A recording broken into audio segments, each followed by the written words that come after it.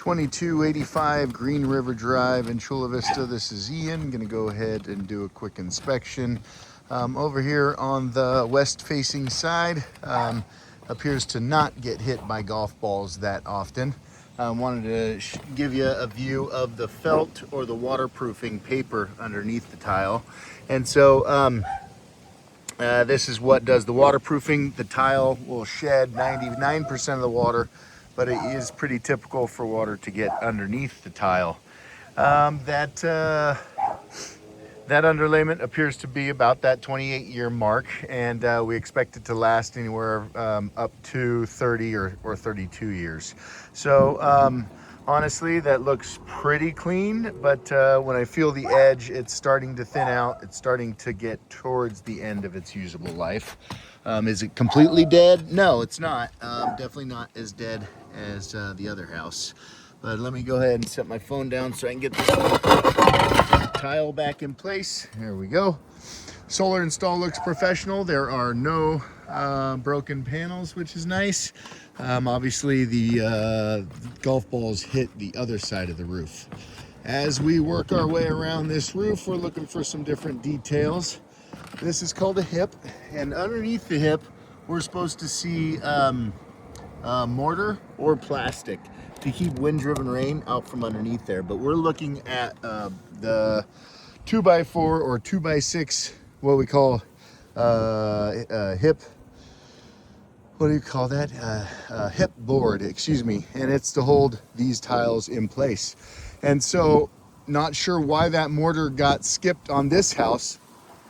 If I zoom in over there, I can see the mortar underneath those hips. Oh, they got some broken tiles. So obviously different roofing crews working for the builder, working very quickly. And that's one thing that did get missed. As we move up here, we start to see those rusty nails right there. So, and we can actually see right down to the felt there. So it's very obvious right there how wind-driven rain and even when water's just running off of that hip cap can get underneath the tile. Ideally those nails would be hidden underneath some mortar that's underneath there. So that'll be a failure point potentially in the future. Let's keep working our way around. So that's pretty typical. So there's mortar there, and yeah, it does crack. When those cracks open wide enough, it starts to create some problems. Chimney flashing all looks good, looks like it should. Solar install looks professional. They use the tile replacement flashings, and so that's why you have those extra tiles.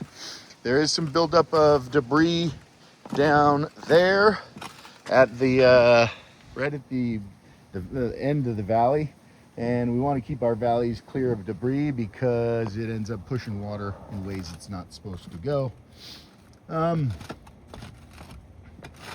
Let's keep working. We start to see some chip tiles here and there.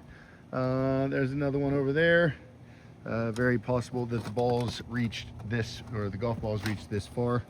This is a hip cap that is cracked, and we can see just how badly worn that waterproofing is on top of that hip board, and I can see down to the bare wood. So let's get this back in place. That's kind of how I found it, just like that.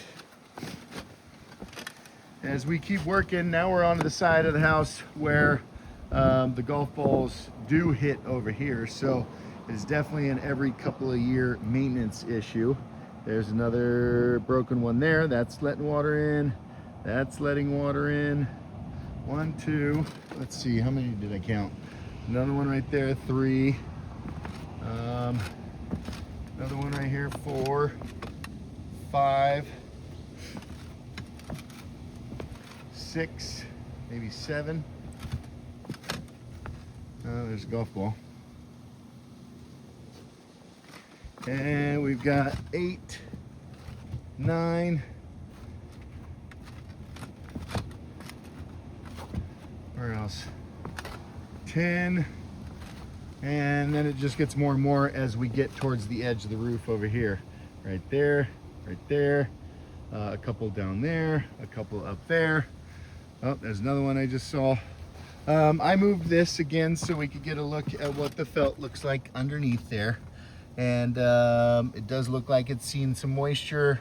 And again, it's not, you know, most roofs that I do are 5 years past their life expectancy. And so this is just approaching. But I'm gonna get this tile back in place. And oh, and then same thing over here. These nails are darn near exposed, and so they're seeing a lot of water. And you know, as the underlayment ages and goes bad, every area where a little bit of water is getting in ends up leading to some rot on the decking. So conclusion, it's 50-50. Just depends on what you guys want to do. The problem with some of these areas where I'm gonna go put this one back in place. Once the felt is exposed to the sun burns it and ruins it in a number of months, maybe six to 8 months.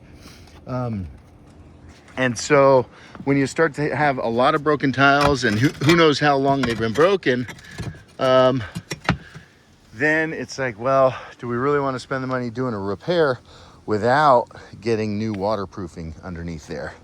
And so with the amount of broken tiles on this roof plane, I would probably suggest that we pull up all the tiles, put down new waterproofing, and then reinstall the same tiles, obviously replacing the broken ones.